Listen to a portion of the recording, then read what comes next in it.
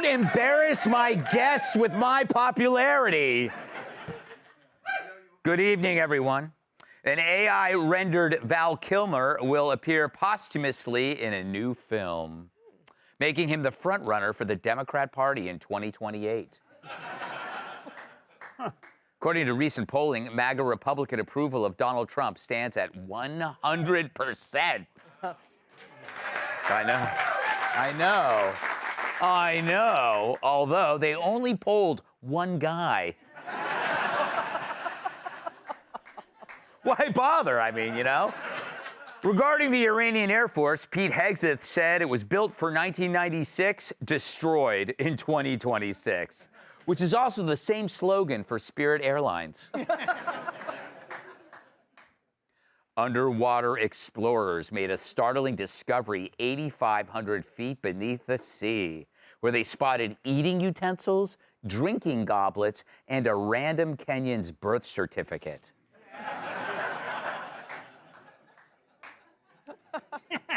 Never over. It's never over.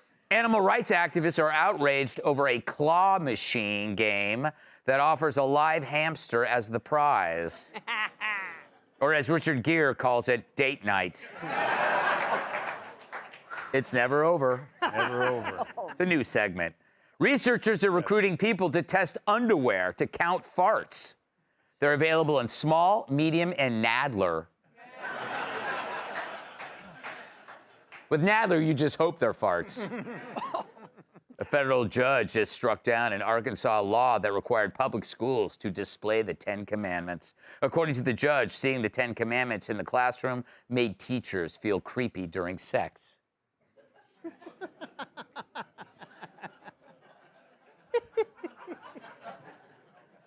Makes me sad. Yeah, it does make me sad. According to a new poll, just 29% of California voters believe Hollywood has a positive effect on American culture. The other 71% saw Nicole Kidman's face. Wow. I got to get you out of that valley. A prosthetic leg and a surfboard were among items located in the LA Metro System's Lost and Found. Officials are looking for a surfer who likes to hang five. Finally, many people were shocked at the huge amount of trash left behind celebrities on Oscar night. Look at that. Worse, they didn't even bother to recycle their plastic. We got to wake you guys up. Bring in the cattle prod. All right, New York's Governor Kathy Hochul is pissed off, and not because young children keep asking, what happened to your face? At a recent media appearance, she begged ex-wealthy New Yorkers who fled the state to come back to support her social programs. What I want to make sure we are smart about is having a system in place where it's not just taxing for the sake of taxing, and being conscious of the facts that I need people who are high net worth to support the generous social programs that we want to have in our state. Oh, I've seen less desperate women on The Bachelorette. The translation, rich dudes, I want you back because I miss your money. Thank goodness for some patriotic millionaires who stepped up. Now, there are some patriotic millionaires who stepped up. Okay, cut me the checks. I mean, just if you want to be supportive, but maybe the first step should be go down to Palm Beach and see who you can bring back home, because our tax base has been eroded. Like, I have to look at the fact that we are in competition with other states who have less of a tax burden on their corporations and their individuals. And I would say remote work changed everything. There were people who could only work in an office in Manhattan or work in New York State, and they were captives to our state. Captives. Ah, yes, patriotism, now measured by how much money you're willing to hand over to the mugger who didn't get enough from you the last time. And she calls taxpayers captives to our state. Maybe she should have built a wall to keep them in. It worked for East Berlin. Because come back so you can pay more taxes, that isn't going to cut it. Kathy's plan is not a strategy for the future. Her plea feels like a GoFundMe page for my aunt's breast implants. And I already paid for that once. Donna. Damn. Yeah, what else should we fund? The opening of the Al Capone Vault Part 2? Sure. But this is the Democrat Party, which taxes the hell out of successful people. And if you complain, then they're going to call you greedy, probably racist. But who wants to pay money to be insulted? That's why I left couples therapy. Yet the Dems are shocked when taxpayers leave, when it was the same Kathy Hochul back in 2022 who told them just to do that, leave. Just jump on a bus and head down to Florida where you belong, okay? Get out of town. Get out of town. Because you don't represent our values. You are not New Yorkers. So you don't like it? Well, then leave. Well, how did that work for you? They did leave, along with your tax base. The city had more rich guys flee than Epstein Island. The only ones who didn't leave are those who are still captive, meaning us. Believe me, if Fox wasn't here, I wouldn't be here either. I'm only here for you, the viewer. And also because Tyrus is my only black friend.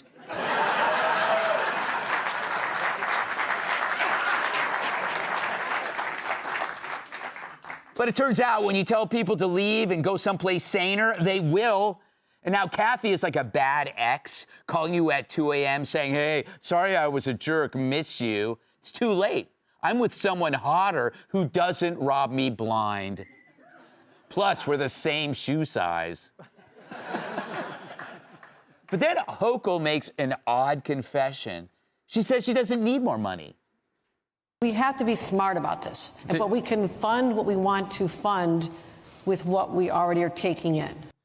Well, then, if everything's fine, why are you begging? Truth is, everything isn't fine. You can't build an entire system on squeezing a shrinking group of people while the state's budget blows up faster than the Hamas beeper club. Florida has 3 million more people than New York, but New York's budget is double. Yet the services and quality of life here are way worse. And our strip clubs cost 5 times more. Although, granted, our dancers have fewer misspelled tattoos.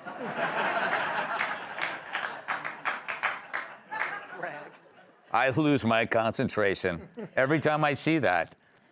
And if Hochul's reelected, it will get worse. More congestion pricing, more taxes, more regulations, and all of it will make your bank account emptier than a Cesar Chavez parade. Yeah. Kathy's not changing the system. She's trying to keep it from collapsing before Election Day. And she's begging the very people she drove out of town to come back and save her. But in America, people can move, businesses can move. That's the whole system. It's called federalism. States compete, people choose. And guess what? People are choosing Florida and Texas because when you treat your most productive citizens like captives, don't be surprised when they finally had enough and make a break for it. Let's welcome tonight's guest. She's so loaded, she pays Larry Kudlow to wash her Bentley. Host of the evening editor on Fox Business, Liz McDonald. He'd be good at crowd work if he could attract one. Writer and comedian Joe DeVito. She went from 9 Inch Nails to Viagra poppin' males. Host of the Vanity Saves the World podcast, Kennedy. And insulting him is called Suicide by Tyrus. Former NWA World Champion, host of the Planet Tyrant podcast, Tyrus.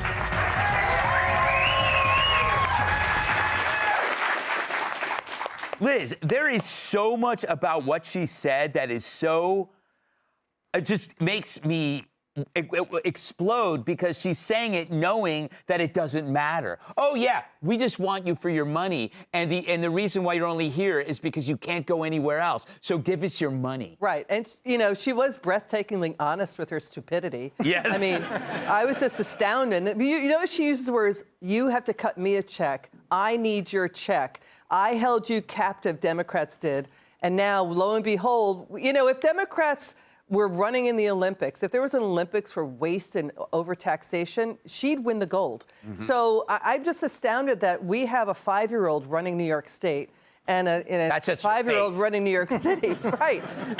That's right. And so come back to New York so we can abuse you, overtax you, waste your money, and not do anything about wasting your money. Wow, that's a really good campaign pitch for her next re-election. It is. Like she's treating you like an abused spouse. Come back. It's better here. What are you going to get out there anyway? Right. Like, if you leave me, what are you going to really get? Ew, gross. Freedom? Joe, she mocked people for leaving and said, get out. And they did. And she acts like we don't remember it.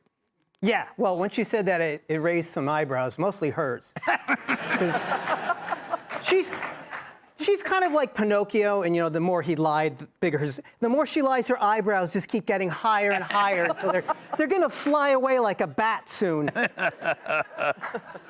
Look at the guy she replaced. She replaced Andrew Cuomo, who I thought was kinky, Governor Nipple Rings. Yeah. But she's really the most S&M governor because she wants New Yorkers to say, we're going to spank you with a paddle and make you say, thank you, can I have another? And she wants you to pay for the paddle. Yes. Right. So she wants to keep, this goes to show they think of their citizens as sheep to be milked, shorn, and slaughtered. You are just to provide things to them. And what do you get in New York City? If you try to drive in, congestion pricing.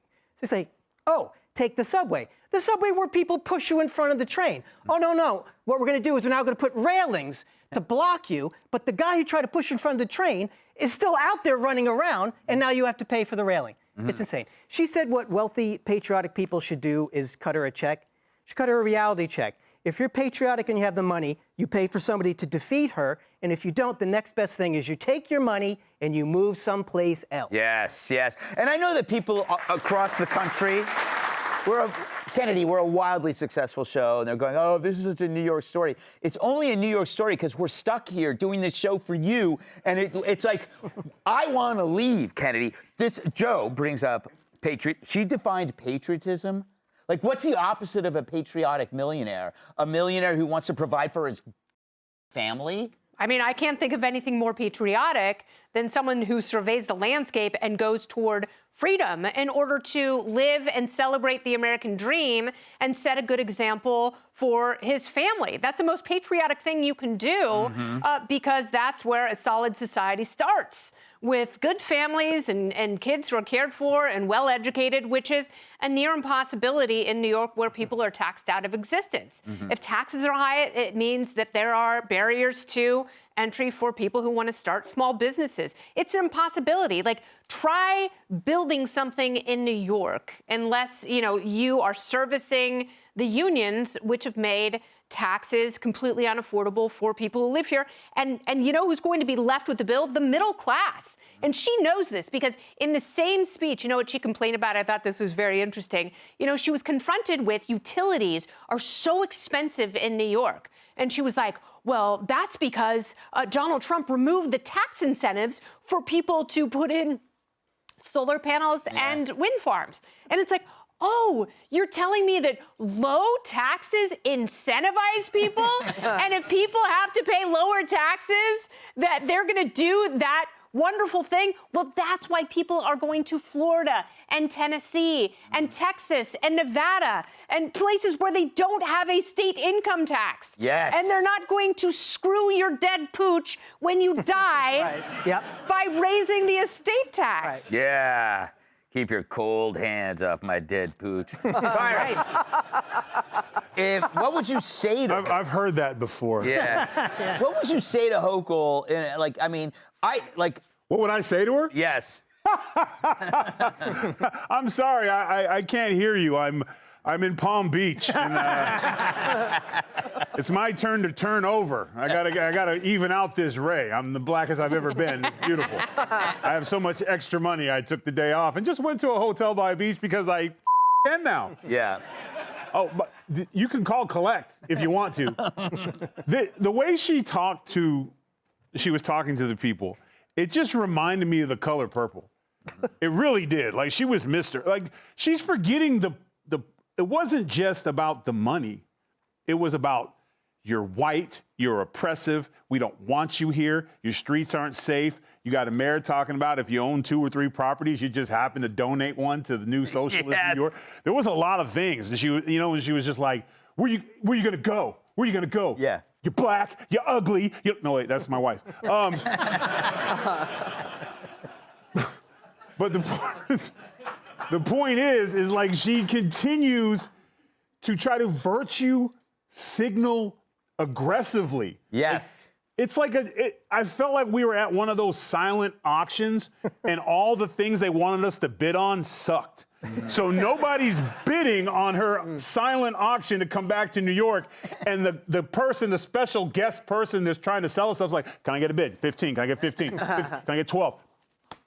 Guys, nobody wants your gift. Yeah. Nobody wants to come back. Not just the fact that economically it sucks, culturally it sucks to be an affluent person because you're the problem here. Yeah.